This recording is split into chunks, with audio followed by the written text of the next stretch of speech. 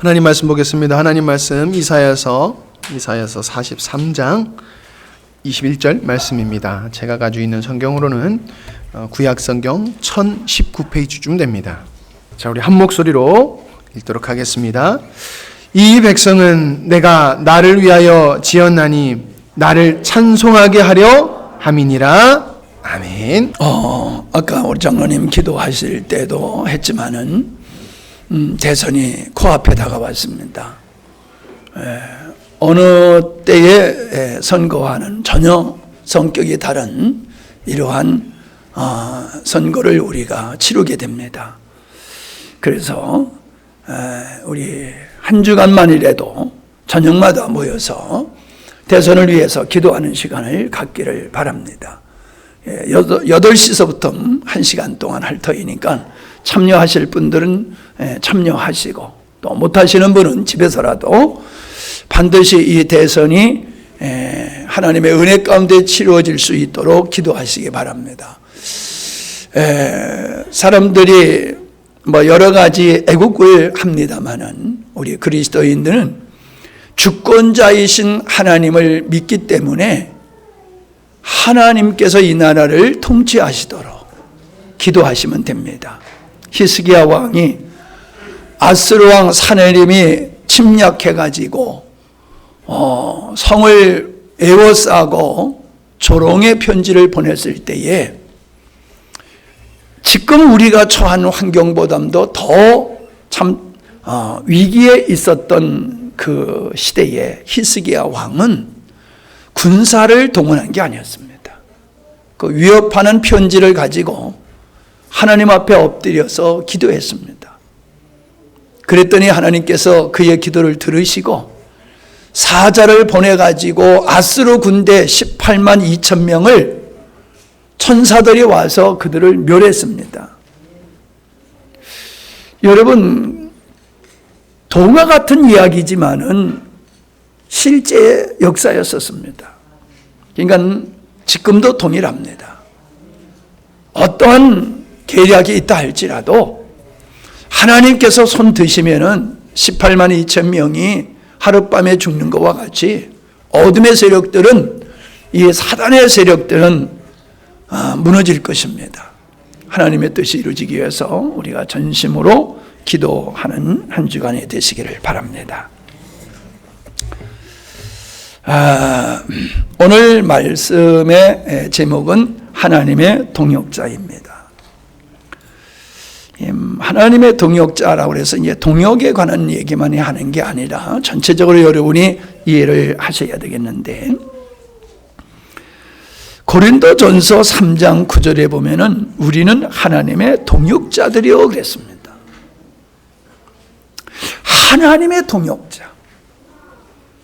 우리 교회의 장로님이나 권사님, 집사님들은 목회자인 목사님의 동역자입니다. 아멘? 이 잘못 생각하면 안 돼요. 한국교회가 이게 잘못돼가지고 어저께도 두 목사님 가정에 다녀가셨습니다마는 얼마나 힘들게 목회를 하시는지 몰라요. 동역자인데 다른 각도에서 생각을 해요. 근데 우리도요, 구원받아서 천국 간다라는 개념으로만 생각하면 안 돼요. 하나님은 우리를 구원하셔서 우리를 하나님의 목적을 이루는 이 거룩한 사역에 우리를 동역자로 쓰신다는 거예요. 아멘? 그러니까 지난주에 제자의 삶은 수고가 따릅니다. 왜? 삶이 되어야 되기 때문에. 이 동역이라고 하는 것은 더더욱 수고가 따르는 거예요. 우리는 하나님을 위해서, 오늘 본문 말씀과 같이 내 이름을 위해서, 하나님의 영광을 위해서 내가 이 백성들을 지었다라고 하시는 것과 같이 우리가 창조되고 구원받은 데에는 하나님의 목적을 이루기 위한 수단으로서, 목적을 이루기 위한 수단으로서 우리를 창조하시고 구원하셨다는 거예요. 영광이지요.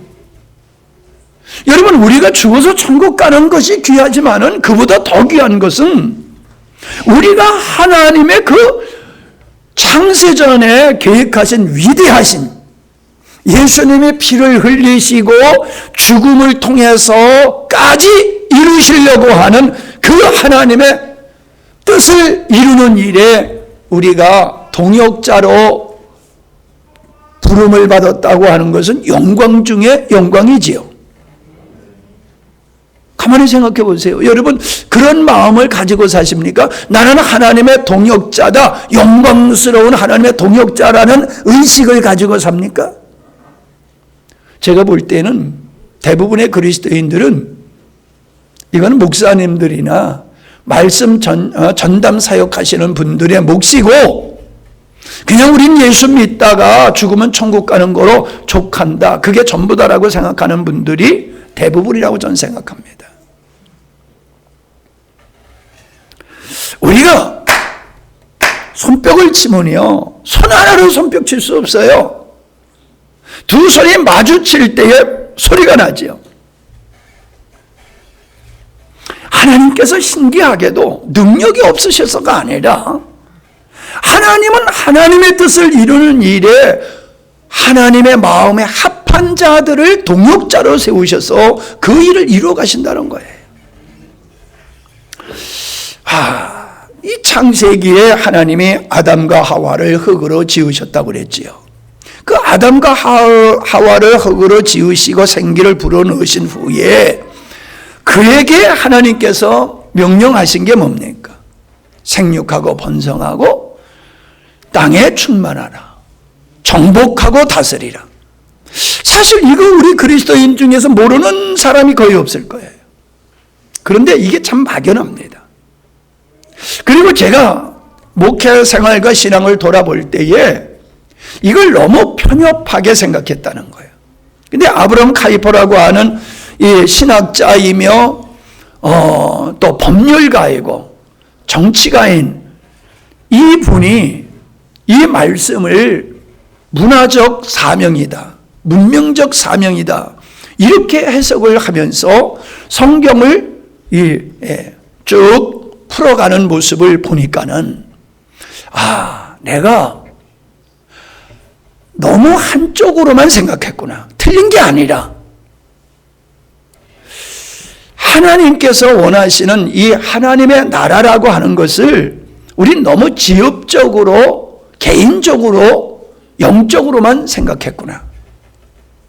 근데 하나님께서는 이 하나님께서 목적하신 바를 이루도록 아담에게 사명을 주셨다는 거죠. 아담에게. 하나님께서 아담에게 하신 정복하고 다스리라고 하는 이것은 땅을 개간하라, 이 얘기가 아니잖아요. 그 이상의 의미가 있는 거지요. 뭔가 이루라는 거예요. 정복하고 다스려서 뭔가 이루라고 하는 것인데 그게 뭐냐라고 하는 것이지요.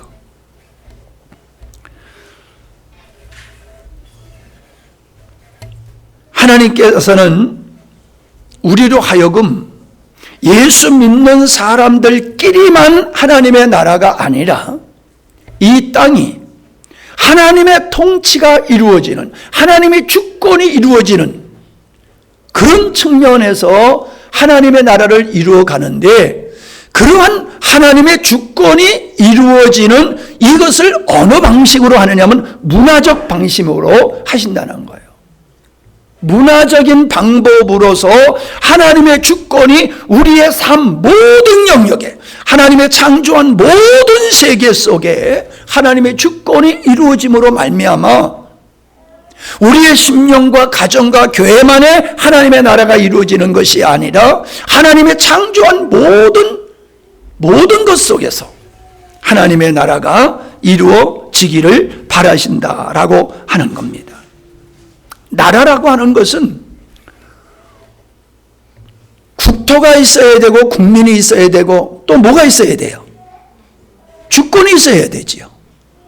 그러니까 주권이 미치는 영역이 그 나라의 영역이란 말이에요.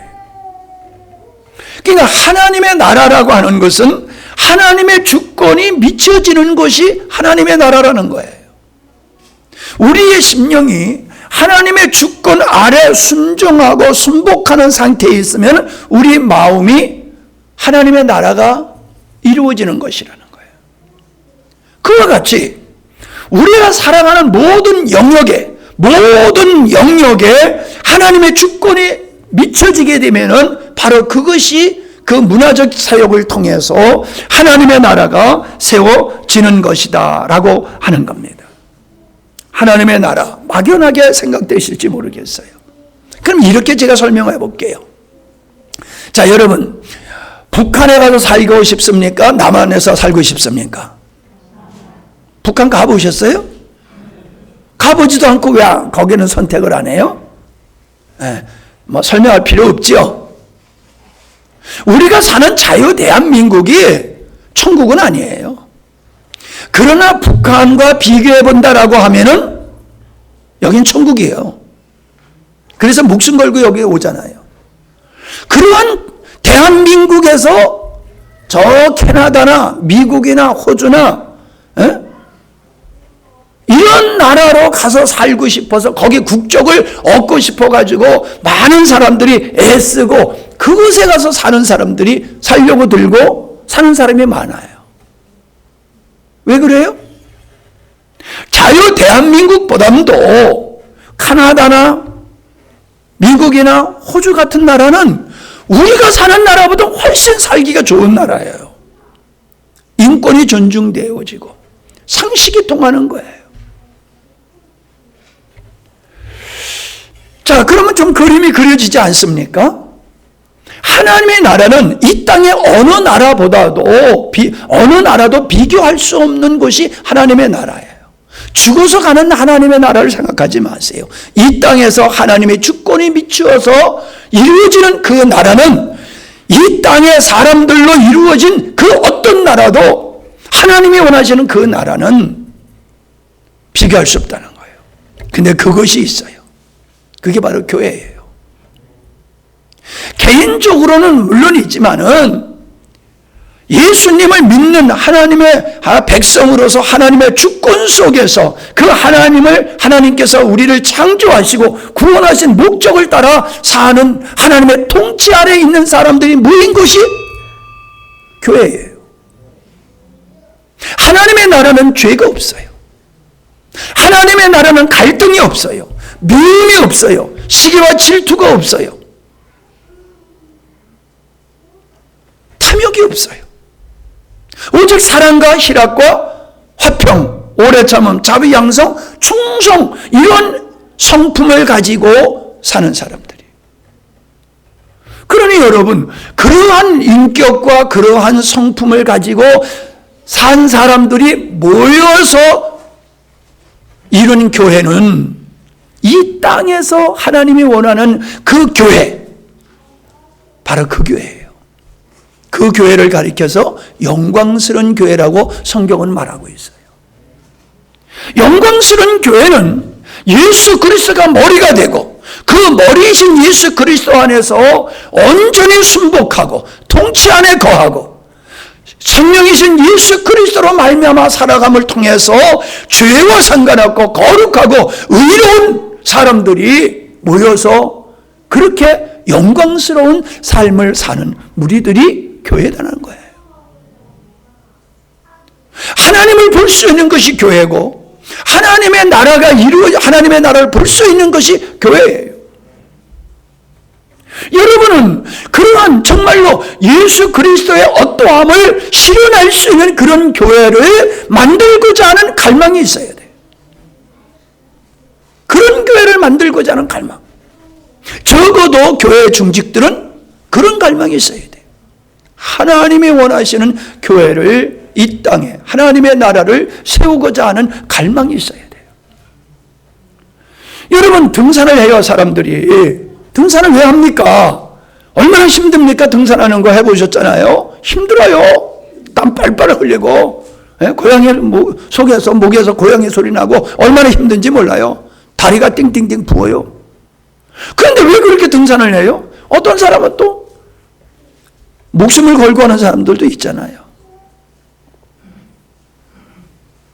그게 좋으니까. 그게 좋으니까 하는 거예요.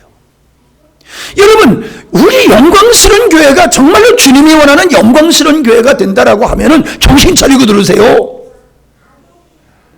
왜 사람들이 교회에 안 나오겠습니까? 왜 사람들이 교회와 다 떠나가겠습니까? 다를 바가 없는 거예요. 교회나 일반 단체나 가보니까 뭐 별별 일 없더라. 그러니까 안 나오는 거예요. 야, 거기 갔더니 진짜 천국이더라. 아, 거기가 에덴 동산이더라. 죽어서 천국 가는 건 모르지만은, 야, 그 교회 가니까는 진짜 사람 대접받고, 사랑이 넘치고, 위로가 있고, 힘이 되어지는, 사람의 살맛 그런 곳이더라. 라고 한다라고 하면은, 안 나오겠어요? 가만히 생각해 보세요. 여러분, 우리는요, 다른 사람이 그런 하나님의 나라를 이루어놓은 곳에 가서 내가 혜택 받으려고 하는 마음만 가지고 있어요. 다른 사람이 밥상 차려놓으면 가서 밥이나 먹으려고 하는 의식을 가지고 있다는 거예요. 내가 밥상을 차리는 주인공이 되어야 되는데 그게 아니에요. 아, 멋진 교회 만드세요, 목사님. 먼저 믿는 사람이 멋진 교회 만드세요. 그래서 교회 좀 부흥시키세요. 당신은 뭔데? 이게 문제예요. 하나님은 이 땅에 교회라고 하는 하나님의 나라를, 온전한 하나님의 나라를 누구를 통해서? 우리 개인을 통해 가지고 그런 하나님의 나라를 이 땅에 세우기를 원하시는 거예요. 왜요? 그런 하나님의 나라를 통해서 하나님의 영광을 받으시는 거예요. 그런 영광스러운 교회를 통해서 하나님이 만족하시는 거예요. 우리는 그것을 위해서 부름받았다는 사실을 여러분 잊어버리면 안 돼요. 가정이 하나님의 나라 천국이 되어 보십시오. 제가 가짜 감정이라고 하는 책을 보았는데 참 거기서 많은 감정의 문제점이 그 사례로 기록되어 있어요. 근데 모든 사람들이 살아가는 데 있어서 그 감정이 있다는 거예요. 마음에 다 감정. 열등감도 감정, 우월감도 감정, 두려움, 행복함, 다 감정이라는 거죠. 감정에 속한 것이라는 거죠. 그런데 대부분의 사람들이 상처받은 마음을 가지고 있다는 거죠. 상처받은 마음을 가지고 사는 게 상처받은 감정을 가지고 사람들이 산다는 거예요. 그리고 보니까는 모든 사람이 이모저모 여러모로 상처를 받는데 누구한테 상처를 받느냐? 가족한테 상처를 받는다는 거예요. 딴 사람한테 상처받은 건 적어요. 나의 인생에 크나큰 영향력을 미치는 사람은 누구냐? 아빠, 엄마를 통해서 아이들이 행복하기도 하고 상처받는 감정을 가지고 자라기도 한다는 거예요. 엄마 아빠가 싸운다는 거든가, 아빠의 폭력을 받고 자란다든가, 너무 가난하게 산다든가, 무시당하면서 산다든가 등등 상처받는 사건이 사회로부터 받기보다는 사랑하는 가족들에게 상처를 받아가지고 그 감정이 삐뚤어진 감정, 굴절된 잘못된 감정을 가지고 살다 보니까는 그들이 장성해서 가정을 이루면서 동일하게 문제 있는 삶을 살아가고 사회에 적응을 잘 못하더라라고 하는 거예요. 이게 상담학을 아주 하시는 유명한 교수님이 쓴 책이거든요. 근데 여러분 바꿔서 아이들이 가정에서 부모님의 사랑을 충분히 받고 엄마 아빠가 싸우는 걸 한 번도 못 보고 정말로 그 가정이 사랑에 넘치는 가정에서 자존감에 넘치는 모습으로 아이가 자라났다라고 하면 그 얼마나 행복한 삶을 살겠어요. 건강한 비전을 가지고 자신감을 가지고 힘있게 아이들이 성장할 거 아니에요. 가정에 하나님의 나라가 이루어지면은 우리의 자녀들이 정말 훌륭한 인격과 훌륭한 나라의 일꾼들로 성장되게 돼 있어요. 그런데 비행 청소년들이 나오잖아요. 비행기 타고 날르는 애들. 비행기 타고 날르면 괜찮게? 옥상에서 날르잖아. 옥상에서 그냥 빙빙 날르잖아. 집에 들어가지 않아. 나 집에 들어가기 싫어. 왜 가정이 천국 같고 하나님의 나라가 되면은 왜 가정에 들어가기 싫어요? 왜 남편들이 퇴근을 한 후에 바로 집으로 오지 아니하고 왜 술집에 가서 놀다가 들어오냐 말이에요. 가정이 천국 같아 보세요. 아내가 천사 같아 보세요. 아버지 어머니가 너무나 그립고 보고 싶고 그러면은 집에 안 올 이유가 없지요. 문제 아이들은 문제 있는 가정에서 만들어지는 거예요. 우리의 가정을 하나님의 나라로 만든다는 것은 그냥 종교적인 의미만이 아니에요. 우리의 가정이 하나님이 통치하는 거룩하고 의롭고 참되고 진실되고 사랑과 화평이 넘치는 그런 가정이 이루어지고 그런 교회가 이루어진다라고 했을 때에 모든 사람이 그러한 가정과 그런 사람과 교회를 보고서 하나님께 영광을 돌리게 돼 있는 거예요. 그러니까 하나님의 나라는 하나님을 위한 것이 아니라 하나님을 위한 것인데 그것이 곧 우리를 위한 것이더라는 거예요. 하나님이 요구하시는 것은 다 우리를 위한 거예요. 예? 부모님이 자녀들에게 요구하는 것은 부모를 위해서가 아니야. 자녀를 위해서 부모가 자식에게 요구하는 거예요. 맞죠? 아니에요? 왜? 아니라고 생각하시는 분 일어나 봐.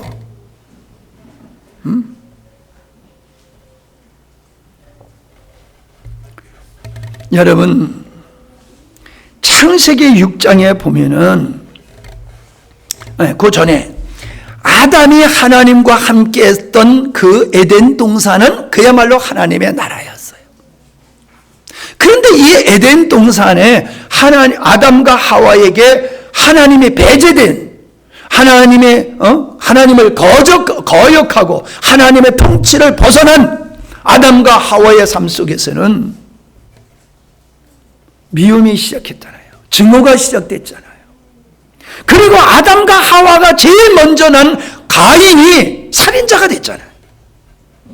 다른 사람도 아닌 동생을 쳐 죽이는 이 끔찍한 살인자가 범죄한 후에 나타났다는 거예요. 하나님의 나라가 아니라 인간이 범죄한 후로부터 죄성으로 말미암아 세상 나라가 이루어진 거예요. 세상 나라. 거긴 시기, 질투, 탐욕, 미움, 원망, 저주, 이러한 마음의 상태가 가인이 동생을 쳐 죽이는 이 끔찍한 일을 벌어지게 한 것이라는 거예요. 그래서 창세기 6장에 보면은 하나님의 아들들과 사람의 딸들로 얘기하고 멸망받았던 사람들을 가리켜서 육체가 된 사람이다, 그렇게 말하고 있습니다. 하나님의 나라는 하나님의 주권 안에서 사는 그 사람들로 이루어진 나라가 하나님이에요. 하나님 나라예요. 하나님의 주권 속에서 모든 일을 하다 보니까는 그 사람들이 살아가는 모든 삶의 문화가 하나님 중심적인 문화로 바뀌어진다라고 하는 겁니다. 문화다라고 하면 우리 다 이해를 해요. 근데 뭔가 이렇게 확실치 못한 그런 부분도 있을 것 같아요. 그래서 사전을 찾아봤어요. 문화란 뭐냐? 진리를 구하고 끊임없이 진보, 향상하려는 인간의 정신적 활동이 문화다라고 이야기를 했어요. 인지가 깨어 세상이 열리고 생활이 보다 편리하게 되는 일들이 문화다라고 하는 거죠.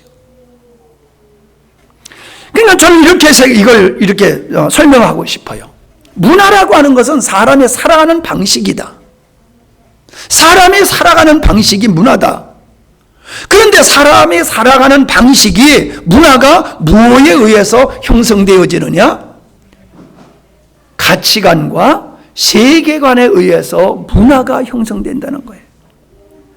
그러니까 우리의 가치관과 우리의 세계관이 하나님 중심이면 하나님의 중심인 문화가 만들어져서 하나님의 나라가 만들어지지만은, 우리의 가치관과 세계관이 하나님이 없고 하나님을 부정하고 인간이 중심된 가치관과 세계관을 갖게 되어지면은 세상적 문화를 만들게 된다는 거예요. 제가 가치관이라는 것과 세계관을 사전을 찾아봤어요. 그랬더니 이렇게 돼 있어요. 인간의 삶이나 세계에 대하여 옳고 그름, 좋고 나쁜 등의 가치를 매기는 관점과 기준이다.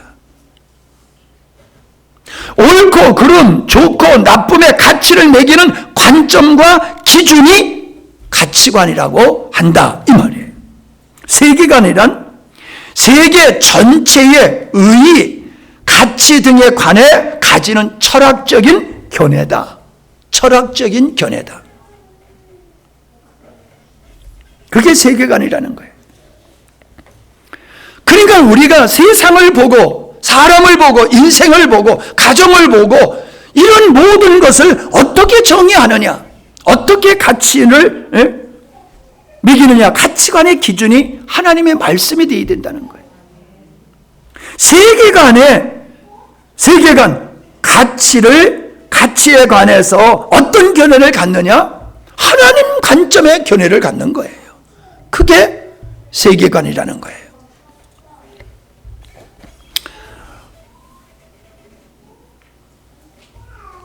하나님의 백성들은 하나님의 주권 안에 있는 사람들로 하나님의 통치 안에 거하는 사람들을 가리키는 것이며, 세상 나라의 백성이란 자신이 주권을 행사하는 사람들을 가리키는 거다. 그러므로 하나님 나라를 이루는 문화는 하나님의 주권에 의하여 형성되게 되어 있다는 거예요.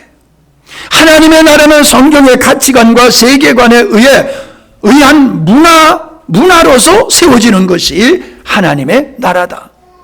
그러므로 아담에게 주어진, 그리고 모든 인간에게 주어진 사명이 무엇냐라고 하는 거예요.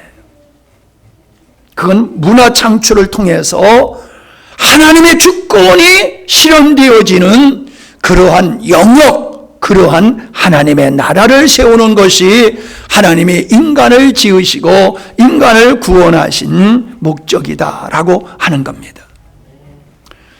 성지순례 갔더니 거기에는 팔레스타인 사람들이 많아요. 차량 운영하는 사람들은 이스라엘 사람들이 아니에요. 팔레스타인 사람들이 운전을 하는데, 그 사람들이 쓰는 그 용어가 뭐냐면 인샬라예요. 인샬라. 여러분이 이제 그 중동 영화를 보다 보면 인샬라 이렇게 인사하는 거를 여러분이 잘 볼 수 있어요. 내가 돈을 빌렸어. 내가 돈을 못 갚어. 그럼 돈 갚으라 그러면 내가 돈이 없어서 못 갚어. 인샬라. 이게 알라의 뜻이야. 그러면 끝나는 거예요. 에? 내가 어떤 사람한테 피해를 줬어. 근데 인샬라 하면 끝나는 거예요. 아, 이건 알라의 신에 의해서 이건 된 거야. 그래가지고요, 모든 책임 회피를 인샬라로 끝내요. 이 중동 사람들이에요. 인샬라 하면 모든 게 다 해결되는 거예요. 그런 문화를 가지고 그들은 살고 있어요. 우리는 하나님의 주권, 하나님의 기준 되어지고 하나님의 목적 되어진 이런 삶을 살아가는 것이 바로 하나님의 나라를 이루는 일이다. 그래서 이사야 43장 21절 아주 외우기도 쉬워요. 4, 4, 3, 2, 1 이러면 딱 외워지기 쉬워. 이사야서 43장 21절 외우기 쉽죠? 이제 안 잊어버릴 거예요? 네? 자, 이 백성은 내가 나를 위하여 지었나니 나를 찬송하게 하려 함이라. 너무나 명확해요. 주권자이신 하나님이 말씀하세요. 내가 나를 위해서 내 백성을 만들었어. 근데 나를 위한 게 뭐요? 나를 찬송하게 하기 위해서 내가 너희들을 지었어 라고 말하고 있는 거예요. 이 말씀을 묵상하다 보니까 예수 그리스도를 닮아가는 것보다도 우선되는 것이 이 하나님을 찬송하는 일이로구나. 이게 다가오는 거예요. 우리가 온전히 하나님의 기뻐하는 찬양할 수 있는 그런 사람이 되기 위해서 우리는 예수님을 닮아가는 사람이 되는 거예요. 아버지의 우리를 지으시고 우리를 구원하신 아버지의 목적을 이루기 위해서 우리는 거룩한 삶을 사는 거더라고요. 그러니까는 우리가 예수님을 닮아가고 거룩한 삶을 사는 것보다도 우선이 뭐냐? 그런 사람이 되는 것보다도 우선이 뭐냐? 나는 하나님을 찬양하는 일을 위해서 지음을 받았고 구원을 받았구나. 아멘. 무엇을 통해서? 우리의 삶을 통해서. 내가 하는 일을 통해서 하나님의 찬양을 받으실 수 있는 그런 구조로구나. 그러므로 나의 모든 삶이, 나의 모든 문화적 삶 자체가 하나님의 주권에 의해서 이루어질 때에 그 삶이 하나님을 찬송하는 삶이 되는 것이다 라고 하는 거예요. 자, 찬송한다는 것은 예배를 의미하는 것이죠. 예배는 하나님의 영광을 찬양하는 거예요. 하나님 되심을 인정하고 하나님 되심을 높이는 게 그게 예배고 찬송이다라고 하는 것입니다. 우리가 창조되고 구원받은 목적이 하나님을 영화롭게 하는 삶, 즉 영적 예배의 삶이 우리의 삶이 되어야 된다 하는 것이지요. 로마서 12장 1절에 보면 그러므로 형제들아 내가 하나님의 모든 자비하심으로 너희를 권하노니 너희 몸을 하나님이 기뻐하시는 거룩한 산제사로 드리라. 이는 너희가 드릴 영적 예배니라. 너희의 몸을, 우리의 몸을 어떻게 사용해야 되느냐? 하나님이 기뻐하는 제물이 되는 삶을 되어야 된다는 거예요. 우리의 삶이, 우리의 몸이, 내 인생이 하나님을 기쁘시게 하는 거룩한 산 제물과 같은 삶이 되어야 되는 거다라고 하시면서 이걸 풀어서 얘기를 하기를 너희가 이러한 삶은 하나님께 영광을 돌리는 영적 예배의 삶이다. 영적 예배의 삶이다. 우리가 이렇게 모여서 예배 드리는 것만이 하나님이 원하시는 게 아니라 하나님은 우리의 일상생활 속에서 내가 하는 모든 일들이 하나님이 기뻐하는 거룩한 삶이 되게 하셔서 그 거룩한 삶이 곧 하나님을 예배하는 삶, 하나님이 우리를 창조하시고 구원하시는 목적을 이루는 삶, 아멘? 그거라는 거예요. 그러니까 우리가 일주일 동안 내가 원하는 내 탐욕에 모여서 탐욕적인 삶을 살다가 주일날 모여가지고 예배만 드리면 되는 거냐? 아니라는 거지요. 모여서 예배를 드리는 것보다 더 우선시 되어야 되는 게 뭐냐면 너의 삶이 거룩한 산 제사가 되는 삶을 살아야 된다. 거룩한 삶이 되어지는 게 무엇을 의미하느냐? 하나님의 주권 속에서 사는 것이며 내가 살아가는 모든 곳에 하나님의 주권이 이루어지는 삶을 사는 것이다. 그 말씀을 하고 있는 거예요. 결국 이 말씀을 바꿔서 얘기하면은 우리가 하는 모든 일들의 그 바탕에는 성경적인 가치관과 성경적인 세계관에 의해서 우리가 모든 일을 해야 된다는 거예요. 한번 봅시다. 음식을 만들어서 파는 사람이 자기가 먹는 것이라든가 가족이 먹는 것에는요, 좋은 자재를 써요. 나쁜 재료를 쓰지 않는단 말이에요. 근데 다른 사람이 먹을 거니까는 그냥 대충 해서 만들어서 판다? 그건 잘못된 거지요. 그 어떤 장로님이 빵집을 하는데 좋은 재료만 하고 정직하게 하다 보니까는 여러분 맛이 없어요. 그런 건 맛이 없어요. 건강한 음식, 조미료가 많이 들어간 음식은 맛있어요. 근데 조미료가 안 들어간 음식은 일단 맛이 없어요. 함양에도 쌀로 만든 빵 먹어보면 맛이 없어요. 그 맛이 있는 거지. 그러니까 사람들은 그냥 맛있는 걸 찾아서 가다 보니까는 이 장로님의 양심적으로 좋은 자재로 써서 만든 빵을 사람들이 선호를 안 하는 거예요. 그래서 망하니까 더 연구를 하고 더 연구를 해가지고 비로소 장인이 된 거예요. 그래가지고 아주 그냥 건강하고 좋은 빵을 만드니까 사람들이 거길 찾아오는 거예요. 그냥 만들자마자 그냥 사람들이 다 사가 버리는 거예요. 아이가 와가지고 내가 원하는 빵이 없는데, 그러니까 엄마가 야, 있을 때 집어. 있을 때 집어. 너 여기 와서 이것저것 선택할 권리가 없어. 그냥 있을 때 빨리 집어가. 그게 상책이야. 여러분, 우리가 그리스도인으로서 빵을 하나 만들고 음식을 하나 만들어서 파는 장사를 한다 할지라도 우리가 그리스도인이라고 하는 이 정체성과 세계관과 가치관을 가지고 음식 장사를 해도 해야 된다는 거예요. 시골 할머니들이 더 무섭다고 그러지요. 우리 처형네가 이 중국에서 가져온 그 곡물을 팔잖아요. 그러니까 이 깨를 파는데 이게 뭐 몇 말 파는 게 아니라 그냥 몇 톤씩 그냥 몇 톤씩 그렇게 팔더라고요.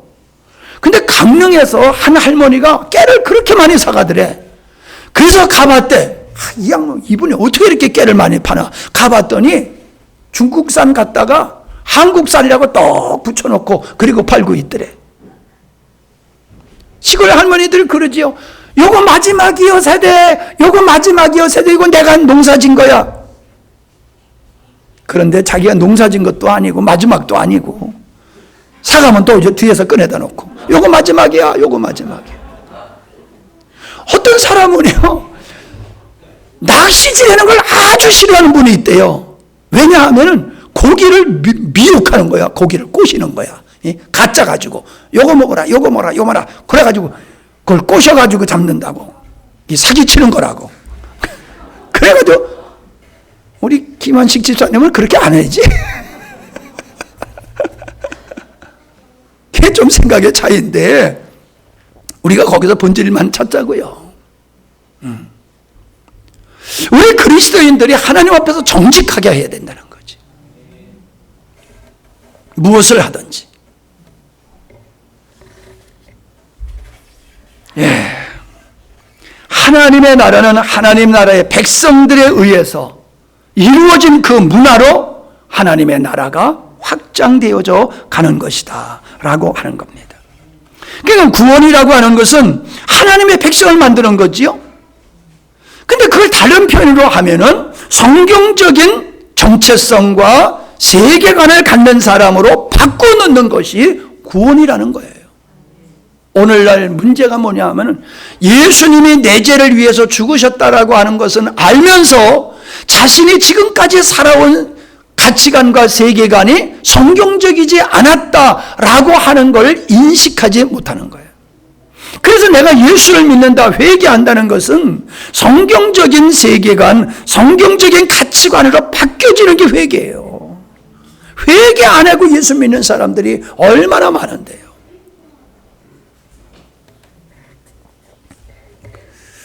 교회가 이것을 강조해야지 돼요.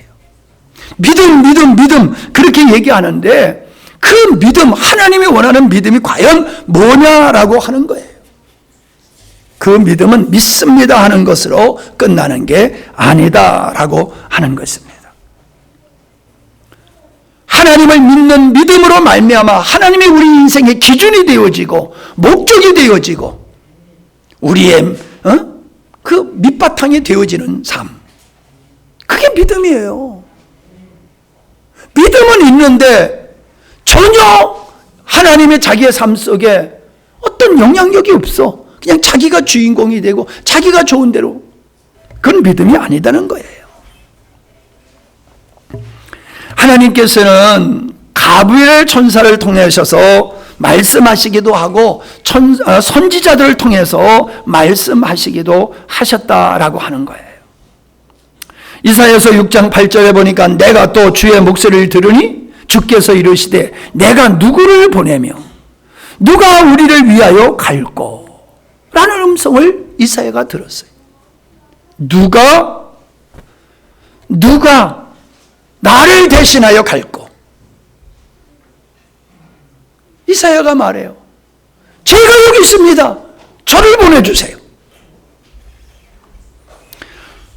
사도행전 13장 22절에 하나님이 다윗을 왕으로 세우시고 증언하여 이르시되 내가 이새의 아들 다윗을 만나니 내 마음에 드는 사람이라 내 뜻을 다 이루리라.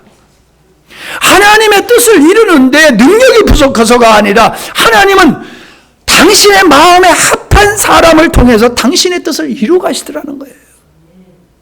그 합한 사람이 마리아였어요. 마리아와 요셉을 통해서 예수님이 이 땅에 오셨어요. 그 마음에 합한 사람이 모세였어요. 모세를 통해서 하나님은 당신의 백성들을 구원해 내셨어요. 하나님은 당신의 증인으로서 제자들을 선택해서 보내셨어요. 오늘 우리가 누굽니까? 하나님의 동역자로 부름을 받았지만은 동역자의 의식이 없고 우리의 세계관과 가치관이 성경적이지 아니할 때에 하나님의 우리를 쓰시겠습니까? 우리와 손잡고 일하시겠습니까? 여러분 누구하고 손잡고 동업을 하는데 일을 하지 아니하고 맨날 돌만 갖다가 쓰고 그런 사람과 여러분 동역하시겠어요? 무책임한 사람하고 자본금만 까먹는 사람하고 동업하시겠냐고요. 절대로 안 하지요. 우리가 하나님 앞에서 참다운 동역자로 너는 내 마음에 합한 자야. 내가 너를 통해서 내 뜻을 이룰 거야. 라고 하는 그 사람이 한국교회의 성도가 되어야 될 줄로 믿습니다. 하나님이 그런 사람을 교육계로 보내고 하나님이 그런 사람을 국회로 보내고 하나님이 그런 사람을 법원으로 보내고 하나님이 그런 사람을 경찰로 보내고 군으로 보내고 목사로 세우고 우리가 살고 있는 모든 분야로 하나님의 마음에 드는 사람을 하나님이 파송하셔서 그곳에서 그들을 통하여 하나님께서 일하시는 역사, 그래서 그것이 하나님의 나라가 확장되어지는 걸 원하신다는 거예요. 죽어서 천국 가는 거 그것만 목표로 삼으면 안 돼요. 우리가 일교인으로서 농사꾼으로서 상업을 하는 사람으로서 무엇을 하든지 하나님께서 내가 너를 이 분야에 너를 보내서 내 뜻을 이룰구만. 아멘. 그게 우리가 힘써야 되고 고민해야 될 거예요. 어느 직장 가져가지고 내 돈을 얼마나 벌까 이런 생각을 가진 것은 이건 그리스도인의 모습이 아니에요. 그리스도인의 세계관을 갖는 사람은 돈을 많이 버는 목적을 가지고 직업을 선택하는 게 아니에요. 하나님의 나를 통해서 하나님의 나라를 어떻게 세워가실까라고 하는 이 관점에서 직장을 가져야 돼요. 나는 오늘날 이 대한민국이 이렇게 혼란스러운 것은 난 교회 책임이 있다고 봐요. 교회 책임이 있어요. 여러분 대한민국에서 예수 믿는 사람들이 줄잡아 1,000만 명에 가까워요. 여기는 다양한 사람들이 있잖아요. 이 다양한 부서에서 일하는 이 크리스찬들이 나라와 민족을 하나님의 이름으로 살아가는 사람들이라고 하면은 이 나라가 이렇게 혼란스러운 게 아니에요. 성경에 보면요, 감람나무라든가 이 좋은 나무에게 네가 왕이 되라 그러니까 나 왕 되기 싫어. 포도나무에 가서 네가 왕이 되라 그러니까 나 왕이 되기 싫어. 그러니까는 찔레나무 가시나무한테 가서 그럼 네가 왕이 되라 그러니까 맞아 내가 왕이 돼야 돼. 그러면서 가시나무가 왕이 돼 가지고 백성들을 힘들게 한다. 그런 말씀이 있어요. 비유지요. 여러분 포도나무가 포도나무로서의 역할을 해야 되는 거예요. 포도나무가 왕이 돼야지. 가시나무가 왕이 되면 그게 되겠어요? 대한민국의 예수 믿는 젊은이들, 잘났다고 어깨에 힘주는 사람들이 과연 이 나라를 위해서 목숨을 내놓는 이러한 주님의 이름으로 헌신하는 일꾼들이 되어 있느냐 말이에요. 각 분야에서. 아니잖아요. 그리스도인들의 존재감이 없어요. 여러분 직장에서 예수 믿는 사람들의 존재감이 있어야 된단 말이에요. 여러분 때문에 여러분의 존재감이 여러분의 부서에서 영향력을 발휘해야 되는 거예요. 저 사람한테 맡기면은 틀림없어. 저 사람한테 이 전대를 맡기면은 돈 한 푼 유수되는 거 없어. 저 사람한테 맡기면은 어떤 일도 다 해결해. 이게 존재감이에요. 그리스도인의 존재감. 신학교에서도 교수들이 시험 감독을 해. 컨닝할까봐. 말이 안 되지요. 목사님을 만들어내는 신학교에서 컨닝할까봐. 그러니까 점수를 매기는 것도요, 이게 잘못된 방법으로 매기는 거예요. 머리 좋아가지고 기억력만 좋으면 점수 많이 줘. 그 안에 속은 이리가 들어있는데. 이게 잘못된 거지요. 그쪽으로 넘어가면 안 될 것 같고. 성도의 믿음의 삶이라고 하는 것은 예배당에 와서 예배드리는 것만이 아니에요. 우리의 삶이 하나님과 동역하는 삶이 되어야 되는 거다라고 하는 겁니다.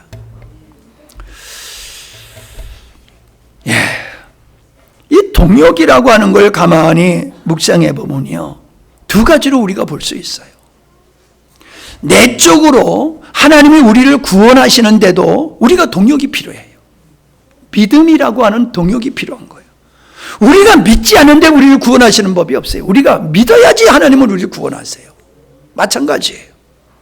우리가 이 땅에서 빛의 역할을 하고 소금의 역할을 하는 이 그리스도인의 이 삶도 주님이 그 삶 속에서 역사하시기 위해서는 우리의 믿음이 필요한 거예요. 히스기야가 위기 앞에서 군사를 동원하는 게 아니라 하나님 앞에 꿇어 엎드리는 그 믿음을 보일 때 하나님이 구원해 주셨듯이, 하나님은 이 땅에 문화적인 하나님의 나라를 만들어가는 데 있어서도 우리들의 믿음의 삶이, 믿음의 헌신이 있을 때에 하나님은 이 땅에 아름다운 아름다운 문화적 하나님의 나라를 창출해 이루어 가신다라고 하는 것입니다.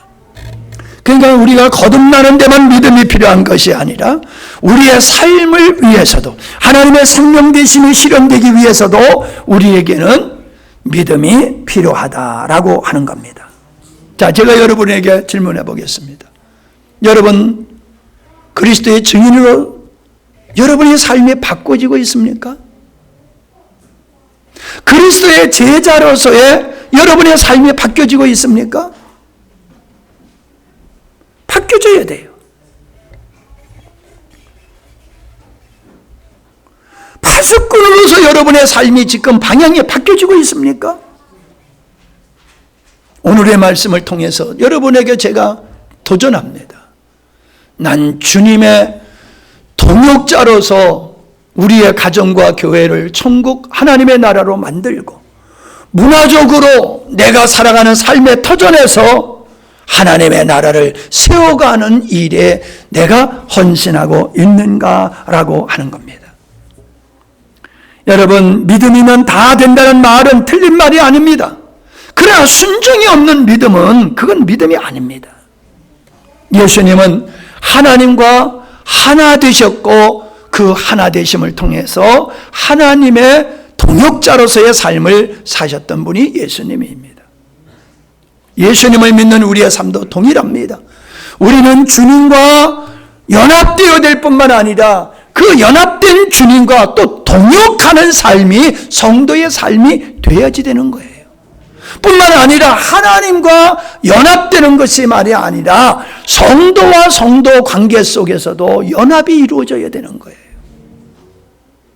하나님과 연합만이 아니에요. 성도끼리의 연합을 통해서 우리는 하나님의 동역자로 함께 나가는 존재가 되는 거예요. 지체가 지체끼리 서로 유기적인 연합을 통해서 머리의 뜻을 실현하듯이 성도가 서로 연합해서 머리이신 그리스도로 말미암아 하나님이 원하시는 하나님의 나라, 교회, 이거를 만들어 나가는 것이 성도의 삶이라는 거예요. 나는 예배 드렸으니까 내 목 다 했어. 11조 했으니까 내 목 다 했어. 천만의 말씀이에요. 우리가 그리스도의 몸된 교회, 하나님 나라의 백성으로서 성도와 성도 간에 얼마나 하나된 삶을 살고 있냐는 거예요. 세상에 맨날 만나는 사람은 예수 안 믿는 사람이야. 맨날 만나는 사람은 예수 안 믿는 사람하고 만네. 이게 문제예요. 여러분, 우리는 예수님 믿는 신실한 사람과의 만남의 횟수가 늘어나야지, 예수 안 믿는 사람하고 맨날 만나면 거기서 무슨 하나님의 나라가 확장되겠어요. 우리는 예수 믿지 않는 그 사람들에게 영향력을 줄 수 있는 것은 예수 믿는 사람들끼리 먼저 하나 돼야 돼요. 그 하나됨 속에서 주님과의 동역을 하게 될 때에 하나님의 나라가 이 땅에 이루어지는 거예요. 자, 보세요. 사도행전 4장 24절에 보니까는 사도들이 잡혀갔을 때에 합심하여 기도를 합니다.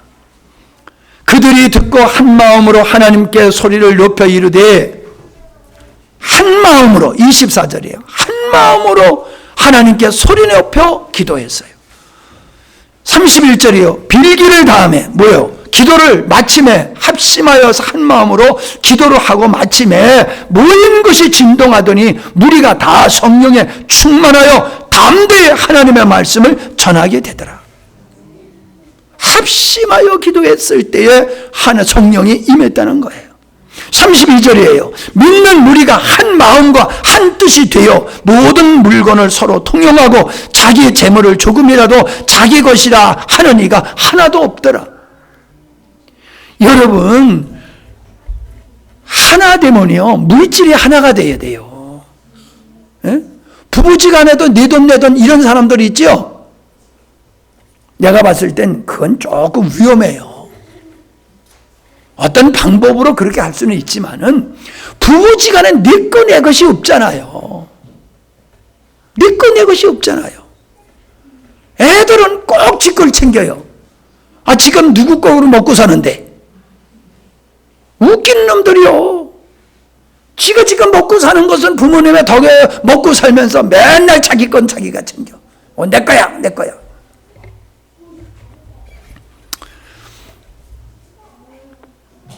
예루살렘 교회는 성령이 임했을 때에, 성도들이 한 마음으로 기도했을 때 성령이 임하고, 성령이 임하니까 내 거라 주장하지 아니하고 서로 물건을 나누어 썼다는 거예요. 내 것 없이.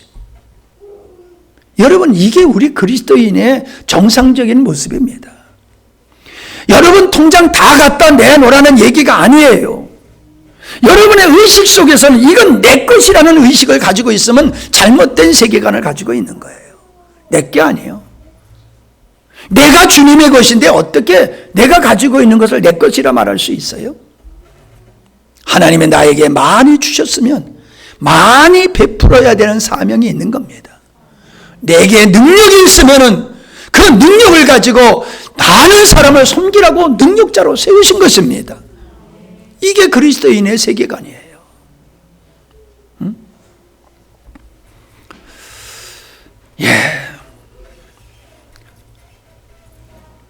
마태복음 18장 19절에 보니까는 진실로 다시 너에게 이르노니 너희 중에 두세 사람이 땅에서 합심하여 무엇이든지 구하면 하늘에 계신 내 아버지께서 그들을 위하여 이루시리라. 두세 사람이 내 이름으로 모인 곳에는 나도 그들 중에 있으리라. 이게 성도의 연합이에요. 하나됨이에요. 이사야서 133편 1절에 보니까는 보라 형제가 연합하여 동거함이 어찌 그리 선하고 아름다운고. 성도가 하나 된 모습이 하나님 보실 적에 너무 아름답다는 거예요. 하나님이 원하시는 거라는 거예요. 여러분, 우리는 그런 교회를 이루어야 되는 거예요. 예배드리고 뿅, 예배드리고 뿅. 언제만 봐? 예배드릴 때. 예배드릴 때 언제 봐? 맨날 뒤통수만 보잖아. 그지? 나는 여러분 얼굴 보지만 여러분은 맨날 뒤통수만 보잖아. 성도의 교제가 없다는 거예요. 주님 안에서 하나됨이 없다는 거예요. 너는 너, 나는 나. 그냥 나는 영광스러운 교회 멤버로서 예배만 참석하면 내 할 일 다 한 거야. 천만의 말씀이에요. 그렇게 말씀 안 하고 있어요. 사도행전 1장 14절에 여자들과 예수의 어머니 마리아와 예수의 아우들과 더불어 마음을 같이하여 오로지 기도에 힘쓰더라.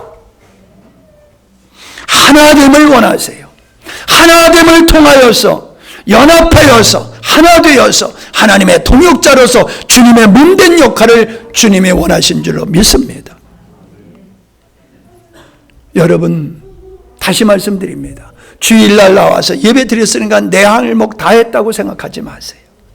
하나님은 이 땅에 하나님의 나라를 세우기를 원하세요. 우리의 각자 한 사람 한 사람이 하나님의 나라를 이루는 백성이요 하나님의 집을 짓는 벽돌이에요.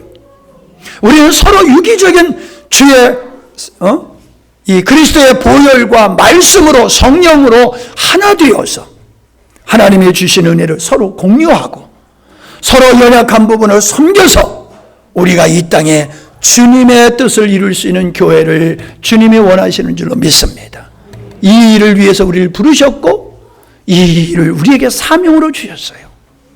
여러분이 이제 마음속에 꼭 이 마음을 갖기를 원합니다. 내가 하나님이 원하시는 그 나라를 이루리라. 내가 하나님이 원하시는 그 나라를 이루는 일에 내가 헌신하리라. 하나님의 주신 능력과 재능과 모든 것을 동원해서 내가 하나님의 나라를 이루리라. 내가 하나님 중심적인 그러한 문화를 이루리라. 우리 애국가를 부르면 거기에 뭐가 나와요? 하나님이 보하사 우리나라 만세. 그러니까 예수 믿지 않는 사람들이 이게 싫어. 하나님이 이 나라를 보호했다는 게 싫어. 그러니까 그 하나님은 하늘님을 의미하는 거야. 이렇게 바꿔버렸잖아요. 그래서 하느님이라고 부르잖아요, 이제는. 하느님이라는 것은 하늘님을 의미하는 거예요. 그냥 사람들이 생각하는 하늘의 신을 의미하는 거란 말이에요. 우리가 말하는 유일한 신 여호와 하나님을 말하는 게 아니에요. 근데 이것을 지으신 분이 크리스찬이에요. 크리스찬이기 때문에 이 나라는 하나님이 지으신 나라야. 애국가를 가사를 그렇게 줬잖아요. 그러니까 모든 사람이 하나님이 보아서 우리나라 만세. 우리가 하는 모든 일들이 주님의 관점에서 주님의 세계관을 가지고 하면은 이러한 역사를 이루게 될 줄로 믿습니다. 그래서 미국에서는 어때요? 대통령 취임할 때에 성경에다 손 얹어놓고 하잖아. 성경에다. 옛날에는 그들이 공부하기 전에 기도하고 공부 시작했단 말이에요. 기도하고서. 여러분, 우리나라가 그러면 얼마나 좋겠어요. 학교 가면 선생님들이 할렐루야 할렐루야. 우리 김하식 집사님도 할렐루야 할렐루야 이렇게 애들 영접해요. 응? 할렐루야 할렐루야. 사장님이 할렐루야 할렐루야. 손님이 오시면 할렐루야 할렐루야. 그러면 아멘 할렐루야. 이러면은 거기서 무슨 일이 벌어지겠어요? 에? 진짜 하나님의 나라가 이루어지는 것이죠. 이러한 하나님의 나라를 문화적으로 만들어 가야지. 마귀들이 이 하나님 나라를 하나님의 나라 아니야. 마귀 나라. 하나님을 부정하는 나라를, 이런 문화를 만들어 가지고 학교에서 기도하면은 왜 학교에서 기도하냐고. 아니, 이슬람 사람들이 한국에 와가지고 직장에서 일할 때 그들을 위해 가지고 그들이 알라를 향해서 마음에 거기 어디야? 미카를 향해서 하루에 몇 번씩 그 바쁜데도 가서 손 닦고 닦고 가서 절하고 하도록 회사에서도 그거 만들어 주잖아요. 그렇게 하는 거는 아무렇지도 않고 그리스도인들이 모여가지고 기도하고 그러면 왜 교회에서나 하지, 왜 학교에서, 왜 직장에서 기도하고 예배 드리냐고 이러고 대들잖아요. 이게 문화가, 정서가 이렇게 세상 나라화 되어가고 있는 거예요. 이걸 바꿔야 될 줄로 믿습니다. 우리 한 사람 한 사람이 주님의 주권하에서 살아가게 될 때에 우리의 가정에서 하나님의 나라가 이루어지는 거예요.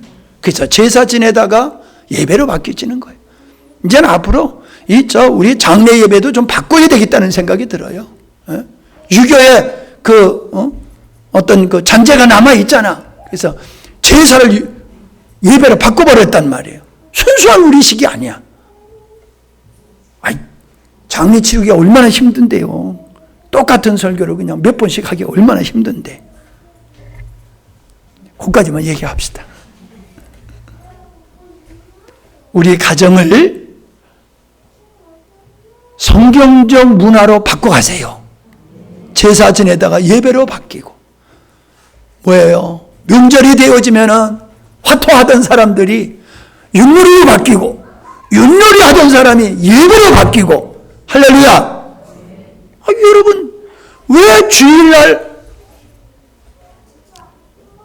결혼식에 가는 것 때문에 교회 못 나오겠다고 그래요?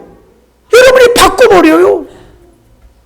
주일날 결혼식에 마음대로 해. 나 그냥 못 가. 부전화 보낼게. 알아서 해. 해보세요. 우리도 그랬어요. 그러니까는 우리 때문에 주일날 결혼식 못하는 거예요. 그렇게 세게 나가야지요. 아이고, 맨날 예배 드리는 날이니까 그러니까 한 주 빠져도 이제 그래 주일날 해. 우리 갈게. 축하해 줄게.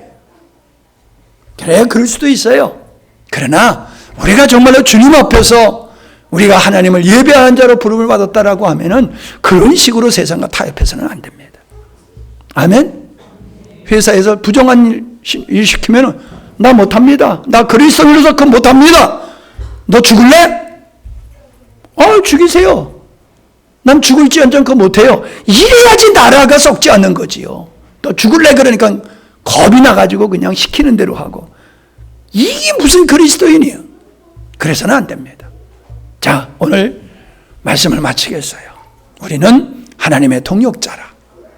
우리가 연합해서 우리의 삶이 하나님의 주권 속에서 살아가게 될 때에 하나님의 문화가 이 땅에 이루어지면서 우리 마음에서 이루어지는 하나님의 나라가 이 환경 속에서 우리의 삶 전반적인 곳에서 하나님의 나라로 확대되어지기를 바라신다 하는 말씀을 드렸습니다. 기도합니다. 하나님 아버지 감사합니다. 우리를 자녀로 삼아주신 이 영광스러운 이 은혜 가운데서 이제 우리에게 주어진 사명을 감사함으로 영광스럽게 감당하는 저희들 되게 하시옵소서. 저희들이 살아가는 모든 삶의 영역에서 하나님의 주권 속에 살아감을 통하여 새로운 문화, 성경적인 문화를 만들어가고 이 땅에 하나님의 나라가 이루어지는 일에 우리 모두가 쓰임받게 해 주시옵소서. 먼저 내 안에 잘못된 것을 쫓아내고 우리 가정에 잘못된 것을 고치고 우리가 살고 있는 삶의 터전에서 잘못된 것들을 성경적으로 바꾸어감을 통하여서 하나님의 나라를 확장시켜 나가는 저희들이 되게 해 주시옵소서. 하나님 앞에 귀한 예물을 드렸습니다. 성경헌금을 드렸습니다. 감사헌금 드렸습니다. 11조 드렸습니다. 하나님, 주님의 것이기에 주님의 역사를 위해서 하나님 나라의 확장을 위해서 믿음의 고백으로 이 모든 예물을 드렸사오니 하나님 저희들의 영혼을 축복하시고 저희들의 육신도 축복하시고 저희들의 삶과 전의 자녀들을 축복하셔서 하나님 나라를 위한 위대한 일꾼들이 되게 하여 주시옵소서. 해 아래서 하는 일들이 하나님 헛되지 않도록 주께서 붙잡아 주시며 모두를 강건케 하여 주시어서 주님의 나라가 이룰 때까지 강건함으로 살아가게 하여 주시옵소서. 예수님의 이름으로 간절히 기도하옵나이다. 아멘.